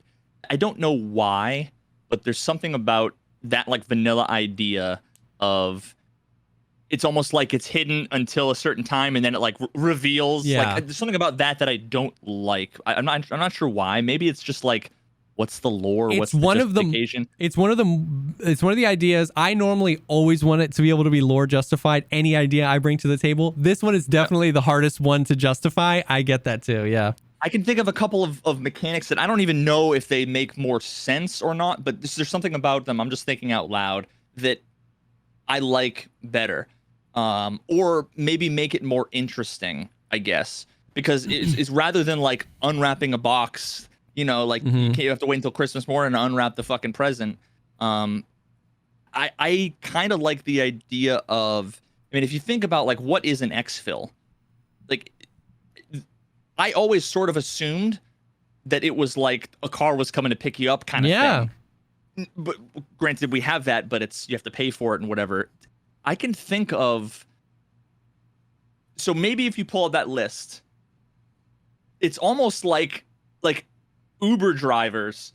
If there's someone in your area, they can come, but it's changing. Yeah. But it's changing, and you have the ability, like, let's say you had a cell phone, in the future, Tarkov, you have like your GPS or whatever. Yeah. If you know that, like, oh, somebody's going to be going by the dorms exit for the next 10 minutes. So that gives you like a period of time where when you pull it up, you can say, I want to commit to that exfil. And so it basically would like lock it in. And then it couldn't change while you were halfway there, because that's what I would want to avoid, that you decide you're going to go somewhere and have it change. But I also don't want timers for everything saying like, you've got 4 minutes to make it here. Like, I can't make it there in 4 minutes. So So kind of the idea of maybe they're on a rotating thing and the availability is always changing.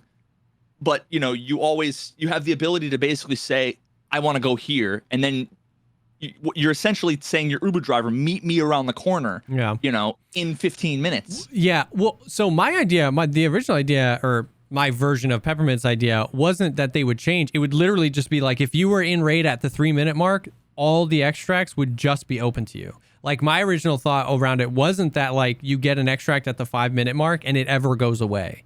It's just the longer it's the order is randomized, so you don't know, where you need to extract in the beginning.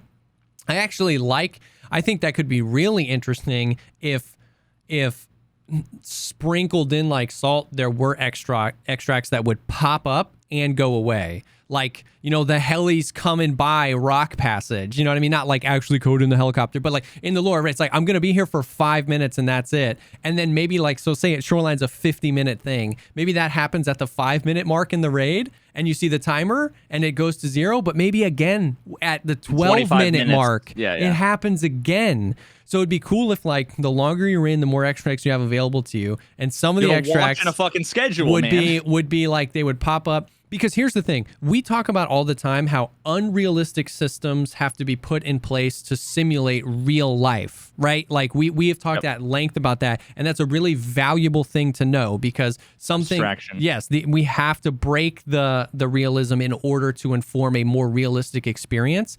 This whole extract idea is totally that. Like, do I want a GTA style, iPhone? Do I want my PMC to open up a phone and get a text message from somebody about where I'm supposed to be? No. Do I want somebody's voice in my head while I'm in a firefight being like, the friggin' the helicopter is going to be here in approximately 6 minutes? Like, I don't want that. So if I could just double tap O and have another extract show up at this certain time, which is a non-realistic thing simulating the realism of a PMC would have a sat phone, they would have GPS, they would be on comms with somebody back at base, and that person is relaying that information being like, hey, something went wrong, Johnny's going to be at Rock Passage or at Tunnels, you know what I mean? And we weren't sure, or you thought your extract was going to be Road to Customs. It's like we can simulate that with unrealistic things, which is just that, maybe every 7 to 10 minutes you're in the raid, you get a new extraction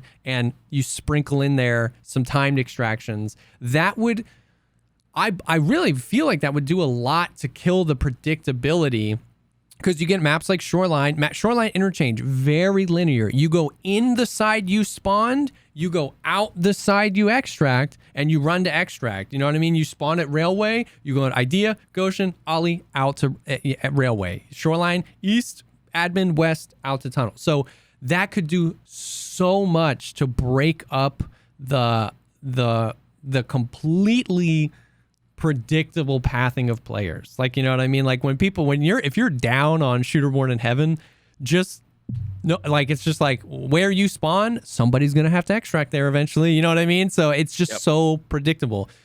Because I've talked a lot about, like, we've been talking about extract campers again, and it's like, it's crazy, dude. Have you ever used Map Genie? Mapgenie.io. They're like really, really top tier Escape from Tarkov maps. Yeah. Because you can just like filter on like the caches, and it shows you where all the caches are. Go to customs, hide everything, and open up extractions, because it shows you PMC extractions and scav extractions, and there's like 19. And then it's like, where do you get extract camped? Shoreline and Interchange, right? Like that's where you get extract camped the most. Okay, D2 aside. I never get extract camped. I don't often either. Factory fucking gate 3 is pretty much where 99% of that happens. I don't get extract camped a lot either. I got extract camped really, really, really bad. It was like I went through a full raid. I was stacked on loot, and there was a guy, like the spot he was in, he had basically glitched himself up onto rocks at the tunnel extract. There was zero. You might have just ran into him. There was this. This guy. He wasn't on his way to the extract. He was extract camping. And so that brought up the conversation again, at least. So I pulled up Map Genie, and I was like, and I asked chat, I said, where do you get extract camp the most? And it was Interchange Shoreline, Interchange Shoreline, Interchange Shoreline, Interchange Shoreline. And I pulled up Map Genie, and I showed the customs extract. There's 14 of them. There's 9 PMC extracts. There's an additional 11 scav extracts. And then you pull up Shoreline, and you just filter by PMC extracts, and there's 4. And 2 of them are not guaranteed. And one of the ones that is guaranteed, you won't have, right? And then I pulled up Interchange, and there are 4. The car's not guaranteed. 1 is for scavs only. 1 is for no backpack. It's just that it's crazy to me. Like, so we've been talking about spawns and extracts a lot, and like there's a lot they could do with very little effort. Here's that another positively idea. impacts the game. Imagine if I can see this on woods, shoreline, reserve at the very least. There's a couple of tweaks here, and again, I'm just throwing, we're spitballing, we're just brainstorming. Imagine if,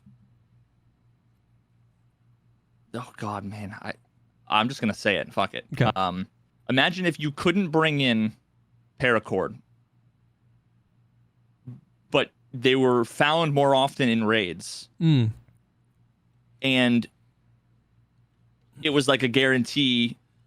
A guaranteed exfil if you go to like Rock Passage, or if you go to the back one, the opposite side of Rock Passage and Reserve, or if you go to like the part with the fucking two mountains or whatever. Like, imagine if, because then the raid, that's another way of dynamically being like, oh shit, I just found, it's like a key card out.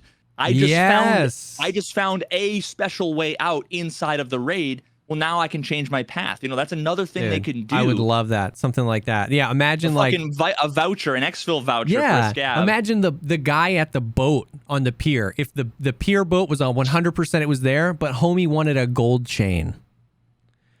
If you found, you might be like, yo, let me hit the weather station. There's a safe there. I found a gold chain. I don't have to go to freaking tunnel. You go hand it in. You know what I mean? Like the rubles, like something like that would be sick.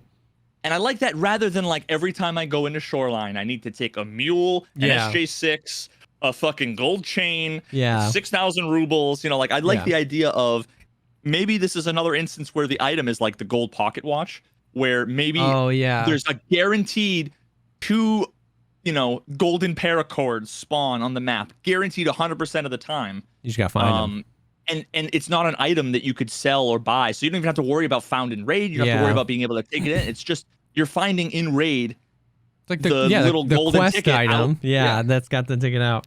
And it gets consumed when you use it. If you leave the raid, then you lose it or whatever. And once again, I feel like all of this, like, it feels unrealistic, but it supports a more realistic experience, because the big thing is all like, you hear this a lot of time about the extract campers. Is like, some people are like, extract camping is dumb. Some people are like, your guard should always be up, right? You know what I mean? Like, and I get that.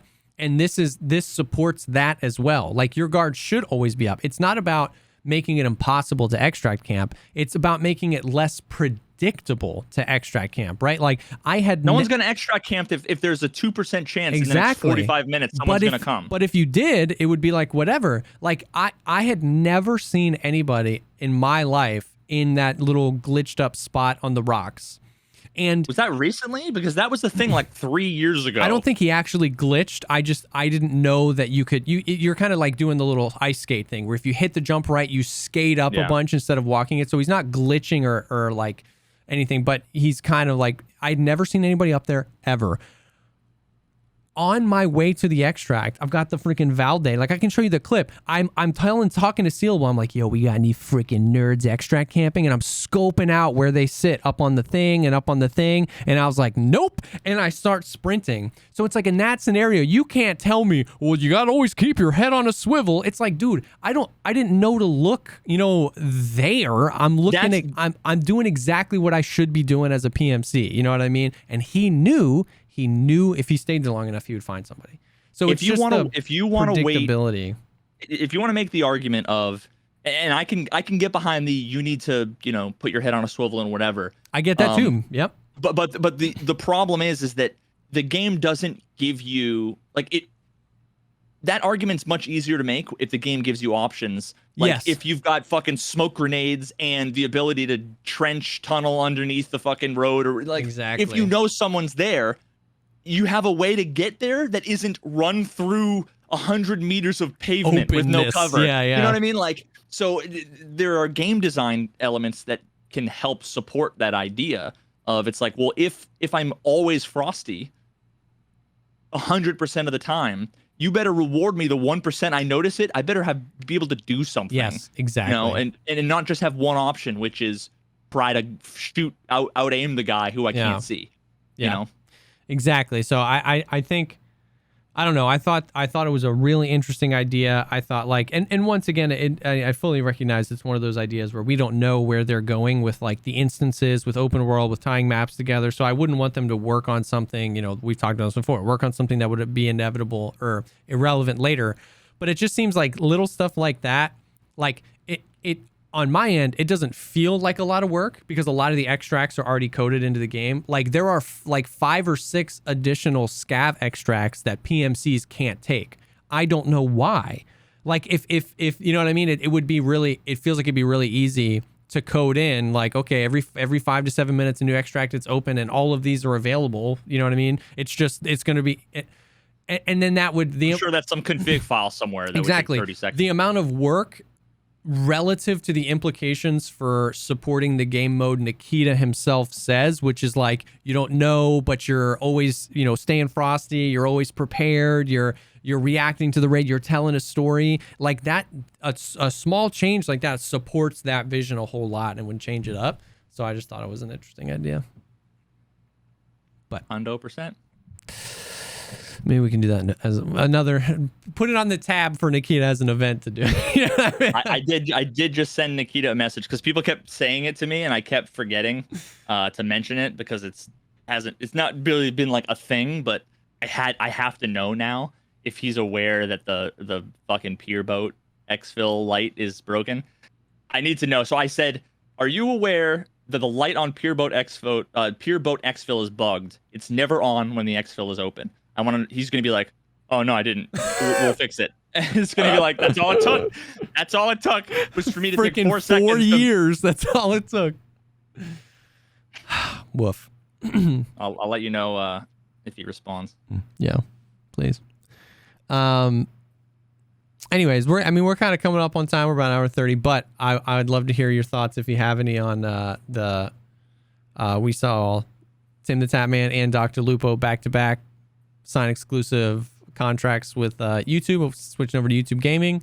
There's, of course, the conspiracies are running rampant because a lot of people around that exact same time announced 2-year exclusivity deals with Twitch. You know what I mean? So it's like, who else is, you know what I mean? Basically to say a lot of contracts lapsed this month. A lot of them. So it's like, who's next? You know what I mean? But we know that when you had people coming into your chat asking you, hey, what do you think about you changing platforms? Yeah, well, of course. Like, yeah, I'll change platforms when YouTube emails me and says, we'll give you $50 million. 100%. Okay. I mean, maybe 49. Okay, it might take 48, maybe 47, maybe 45. There's a threshold where I'm not going to do it for 20 grand. Nope. But 20 million? Yeah. But then at the same time, it's like, if YouTube wanted to pay me 20 million, then it's questionable whether or not I want to. yeah. Wait, why? Do I want to be with this psycho chick or not? But it. I don't know. I mean, I don't really have like. It's so complicated, and it like, at the end of the day, both of those guys are great content creators. I have a ton of respect for them. 100%. They both seem like I've never met either of them. But all my interactions over the years with them, as a viewer to content creator and content creator back and forth, has been nothing but like respect for those guys. My guess is that they're probably fucking already crazy rich and loaded, and it doesn't matter. Like they probably could have. I'm just guessing. Yeah, probably could have made more money if they went back to Twitch with a counter offer. But like it's probably just going to be so much easier for them to just coast and stream on YouTube and have it all be on one platform and get a set paycheck or whatever. Like I can't fucking blame them. It's all the same. They're gonna lose some viewership. They're gonna gain some viewership. I don't know. For all we know, a year from now, Twitch is dead and YouTube is the new place, or vice versa. Maybe we're gonna see them back in a year from now and it'll be Mixer all over again. We can't know. Yeah. Anybody that thinks that they know, it's like those are the people that also tell you, they know what Bitcoin prices are gonna do. And when they're right by accident. And when they're wrong, you can't even say I told you so because you feel bad they just lost their house. Yeah, and it really is all speculation. I mean, I don't have any conspiracy theories. I just love this stuff from someone just being in the industry. Like, I love this stuff. I love talking about it. I love hearing about it. I love, like, because I think it's so good. Like, Asmongold made such a great point where he was like, talking about the whole like competition is a good thing. You know what I mean? Asmongold was like, you remember when the Xbox One came out and it was like, it had to be online always. They wouldn't let you resell games. Like, you had to have the webcam on at all times, all this craziness. And he was like, the Xbox didn't turn all those things off for you.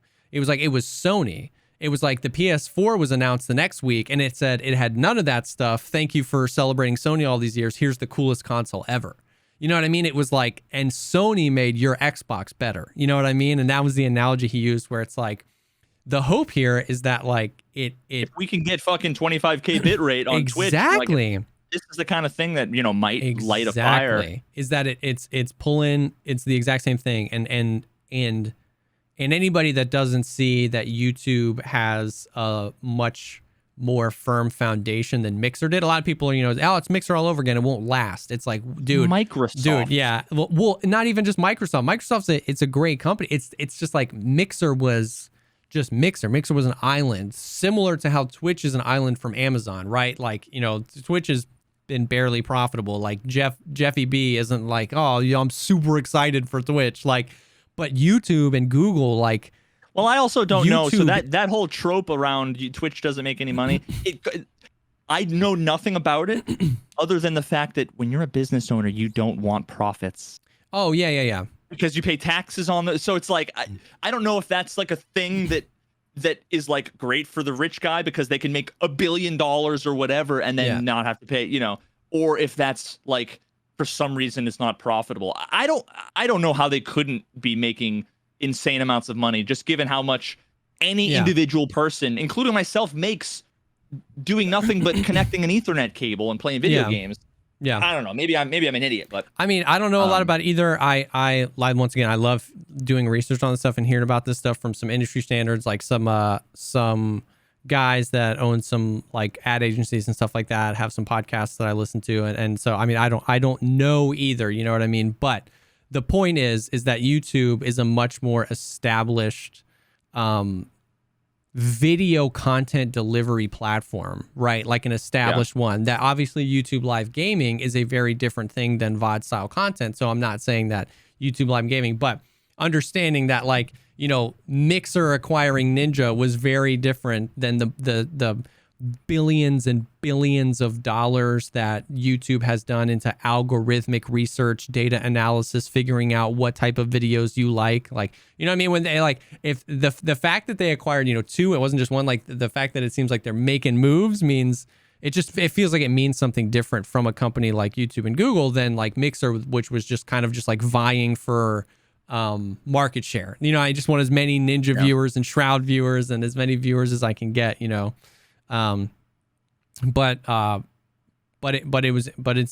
just super interesting stuff. I mean, Mixer felt more like I'm a team that comes in last in the NFL every year, and rather than get a bunch of okay players, we're going to spend all of our money on a star quarterback. Yes, and like hope that he carries the team. Yeah, and then you realize that you can't carry the team with a star, cornerback and quarterback, and it's like, oh, okay, well, then they end up fucking getting traded, Exactly.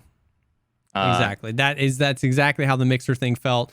And the YouTube thing feels completely different because they acquired some people. They acquired like Courage JD and Valkyrie like a year and a half ago. And it just feels so much more strategic. Fwiz, who's the head of YouTube Gaming, has like been on record being like, we are only interested in a very limited number of people. Whereas after the Mixer thing happened, Facebook was handing out contracts like hand over fist. You streamed to 12 people, here's $50,000, come stream on Facebook. So it just feels so different. It feels like YouTube is attempting to like take it really seriously and, acquire very specific people and work on very specific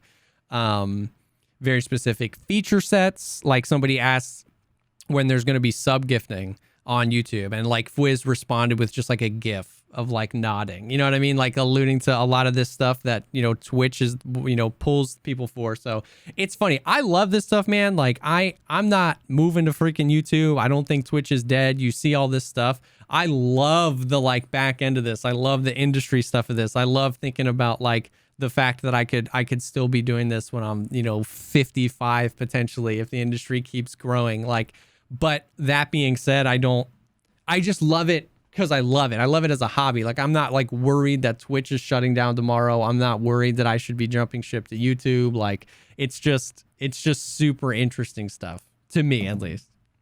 I love it. Yeah, no, I agree. I mean, I'm more interested in looking at it after the fact. Yeah. Because I know I'm so bad at analyzing and guessing that it's never what I expect.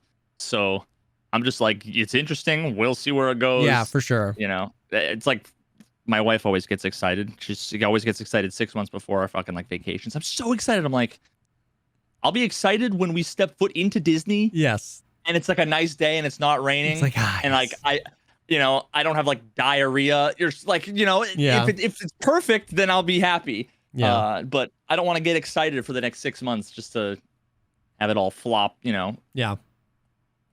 Yeah. For sure. It was cool to see Dr. Disrespect was playing with Courage and Tim and Lupo. And it's been funny because he's kind of been an island out there all alone. You know what I mean? Oh, did you see? Because we talked about when he got banned, we talked about like, because you were like sub to him. Your sub was like lapsed and stuff like that. Did you hear? Oh, yeah. It was the first time I saw the little refund thing. Same with Lupo. I was like, yeah, what the fuck? Like, I didn't even know until someone sent me a link and it was like, get the, like, you have a voucher to sub to somebody else. Yeah. Because you pay, and I was like, why? That's Twitch trying to keep the money. Well, I mean, yeah. Yeah. 10,000 people sub. Yeah. I saw that before I saw the tweet, you know, so I'm like, yeah. Huh? Took me like a bit for that to like click in my head. Did you see Dr. Disrespect is suing Twitch? Did you hear him talk about that? No. There's a really quick clip where, because he hasn't talked about it in forever, and he very much so in the doc way said I don't talk about it much, but I know now. He said, I know now why I was banned, and let's just say I'm suing the F out of them. And he, you know, played it up all Dr. Disrespect style, and then that was it. So Monka, dude. Yeah. So right. That'll be interesting. This has been the one thing that, like, I have no fucking idea about. I don't even know like how much we can even like talk about it. Like, yeah. I don't know if there's like, is it against TOS to play with somebody? It is. Yeah. But like, fuck, I don't know. It's one of those weird ass situations where it's like I don't know what happened. I don't know whether or not, you know, I don't know what to believe. Yeah. So again, I'm just like, I'm just gonna wait. Just gonna wait and just see what happens. Yeah. It's interesting. Well, me too, and that's why I hadn't really given any thought to like what people think about why he was banned. But to hear him say, I watched the clip to hear him say, I know, and let's just say we're suing the, you know what I mean? I was like, damn, that's crazy. So we'll see.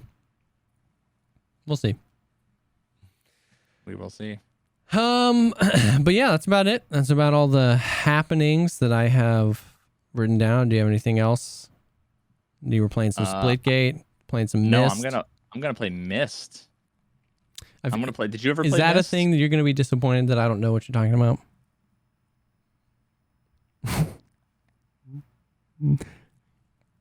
I'm not disappointed. I'm just disappointed. God damn it, dude! So you literally don't know what it is? I'm Googling right now. MYST. Well, there's so many of them. No, there's only one, bud. Oh, well, there's so many different art. MYST. All right, let me look. I don't know what comes up under Google. I don't know. Just on the whole, like on the Google search results on the right-hand column. Yeah. What do you see? First release. 93. 93. So it's a game that came out in 93. It's hard to describe. Yeah, I don't know what this is. I'm sorry. I've let you down again. It's okay. It's all right. It's this fucking. It's so hard to describe. Did you ever see The Witness? Was that the name of the game? That like puzzle game? Oh wait, I actually do think I. With like the dot puzzles. Is that The Witness? The Witness. Yes. Yep. I never played it, but I know I did see footage of this game. Okay, so if you've seen footage of that game, it's not like that in that it's like there's one mechanic. It's like this puzzle mechanic that gets more complicated and more complicated. It's not quite like that, but it's more of like you're in this weird surrealistic place that's like beautiful, but like you don't know why you're there, what the fuck is going on. Like, yeah, there's no tutorial. Like you start with like a book floating in front of you, and it just like has like this creepy guy talking to you, and it's like nonsense. Then all of a sudden you're like on an island, and there's like a boat sunken, and like a fucking. It's just all of this crazy shit with no explanation. When I was little, when it came out in 93, I was 5. I had the game on fucking the actual floppy disc. Yeah. Not the firm CD floppy. Yeah. Not the actual like flexible. Yeah. And it was I played it, and I remember playing it for hours. I guarantee you I did not do anything other than walk around. Because so last night they just remastered it really? Like a month ago.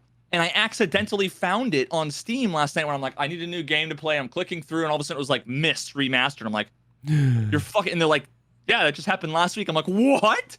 Because it's like a fever dream I've had my whole life of like this game that I played and never played. Like, I know what the island like looked like, but I'd walk over and like press a button and nothing would happen, and I'd turn a wheel and nothing would happen, and I just never got the puzzles. And then last night I played for like 3 hours, and I made so much progress, but it literally for the first hour I did nothing but walk back and forth in between all of these things, like taking notes and taking pictures of things and trying to figure. And then all of a sudden I was like. Like the coordinates, and like ran back over to this random thing and like did this thing, and all of a sudden like a door opens up and you're like, oh, like it's fucking, it's epic, dude. Bro. And I'm gonna finish it tonight. Freaking, you know how like that hit me deep. Like, you remember when you would play a video game and you would just play it, you would just be in it. Like I never played Myst, but I so identify with putting 20 hours into a video game and not even realizing that you're on the starting level still. You know what I mean? Like not even knowing there was like, man, I feel like we've lost that. Like just, man, the first Christmas morning. You watch 10 hours of tutorials before you 100%. Even get the game. Because they started marketing the game 6.5 years before it comes out, and there's betas and all that stuff, but. Man, dude, the days of just opening up a new video game, you plop it in, and you just start running, dude. No rush, no meta, no nothing, bro. You're just vibing. Oh, that's a feel. That's a vibe, dude. That it's been that brought back, that hit hard. Even just thinking about that. Yeah, man. And so the way that game worked, because again, this is like 93. It was like I don't even know how to describe it. And it's been so long that I barely forget how it works. But it was like, imagine there's just like a bunch of JPEGs like of the world, almost like you click over there and it kind of like. Oh yeah. I pulled up gameplay really quick and I saw that. This is actually like full on 3D. I have like fucking ray tracing on. Like it's gorgeous, and it's like all of this. It's the whole same thing, but totally redone. Damn. That's really cool. Yeah, dude. I'm fucking. I was done with my stream last night. It was like midnight, and I'm like, maybe I'll check out Myst. And it was 3:30 in the morning, and I'm like, how far along am I? Like, should I keep playing? And they're like, you're not. You're like not even halfway. And I'm like, okay, I'll have to finish it tomorrow. But it was so good, and it's just one of those games that like, it makes you feel like fucking Nicolas Cage in The National Treasure. Like you see the fucking pattern in the stars, and you go over and like twist the bird rune, and then you know that it made a noise that was like caw, and then you go and do this other thing, and it's like the passage opens up, and you're like, oh, that's kind of sick. It's amazing. It's so fucking random, and so nothing makes sense, but yet you still fucking find your way through it. I think I might just download the VOD and just put it up on like a 4-hour video on YouTube. It'll probably kill the channel metrics again, but that's awesome though. Too good. That's so sick. That's so sick. Well, nice. That's cool, man. I'm just gonna go get shot in the face repeatedly and escape from Tarkov. Good luck. If I get done with Miss and still want to play, I'll hit you up. Yeah, hit me up. But yeah, guys, thank you so much for hanging out. Thank you for vibing. Thank you. I think it was Aqua earlier that hit us with the raid, or hit you with the raid. So Aqua, the freaking loot lord, my man. But thank you guys for hanging. As per usual, we'll be. Oh, I actually need to tell you that I won't be here next Thursday. So Friday or Saturday, maybe we'll talk. But as usual, this episode will be live early next week. Next week, it'll be sometime next week, but we'll do a next week's episode. But thank you guys for hanging, and we'll definitely see you on the next one. Peace.